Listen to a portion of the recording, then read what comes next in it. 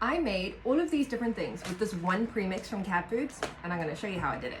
Exciting things are happening today. I just got back from showing a house. I'm quickly throwing on an apron to protect my nice clothes. So we're gonna get started on making some treats with these premixes that Cat Foods gave me. This is a 3-in-1 bread mix. So this is one product that makes multiple different things. Out of this one batch of dough, you can make pizzas, you can make fit cooks, you can make roaster cooks. Roaster cook.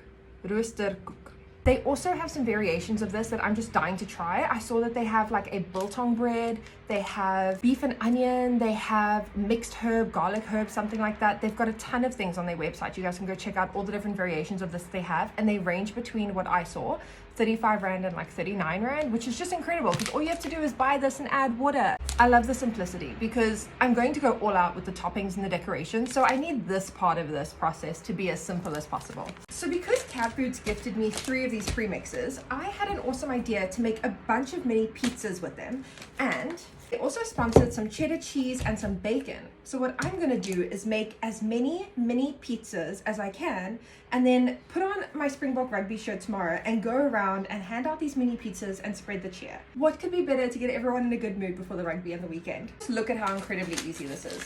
All you have to do is add the contents of the packet to a mixing bowl, and inside there's going to be a little sachet of yeast, so just pluck that out. Thank you Cat Foods for adding this little sticker. It says add the yeast to your premix before you add the liquid. So I'm just going to throw in the yeast, give this a bit of mix with my clean hands. If you're making this for other people to eat, make sure you have clean hands. Straight into this we're going to put 400 mils of lukewarm water, and we're going to mix this until it just comes together and forms a dough ball. I'm just going to cover this with a dishcloth and then put it aside. Now I'm going to make the other 2 as well so that all 3 doughs can rise at the same time. While the dough is rising, I'm going to prep the other ingredients that are going to go on the mini pizza. I'm just going to open this up and spread out all of this cubed bacon onto a tray. I'm going to go ahead and grate all of the cheese. I think we're going to have a lot of mini pizzas.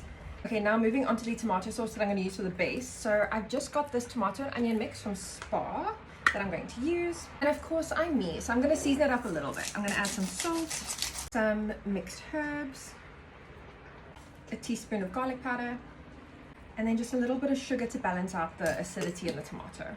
And there we go, that's our tomato puree ready to go onto the mini pizzas. And then because I'm me and I really want to take these to the next level, I printed out a bunch of mini South African flags that I'm going to stick onto toothpicks and then put into each little mini pizza. I'm not the kind of TikToker that's good at like transitions and things, but let's just like try one and see like what happens. Let's just have fun. Okay, so like chop chop, yay! I'll be back when these are all done. Okay, I grabbed a chair because this is taking a while, but now I'm grabbing each flag and just sellotaping it onto each toothpick so that I have a little flag to stick into each pizza. There we go. Now I've got a bunch of flags ready to go. Bacon is done cooking as well. I'm just going to let that cool a little bit. This is what they look like after about an hour. I'm going to start by rolling out the single batch. Now because I'm making mini pizzas, I can actually roll this out a little bit thinner than I would compared to like a normal pizza base. Yeah, so I had a thought. What if I put all of the sauce and toppings on the dough like this and then cut out the mini pizzas?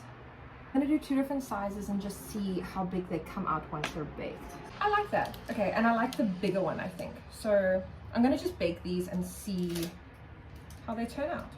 And don't worry, all of the off-cut dough is not gonna go to waste. I do have an idea of what I can make with it. By the way, these have been baking for about 13 minutes on 180 degrees Celsius.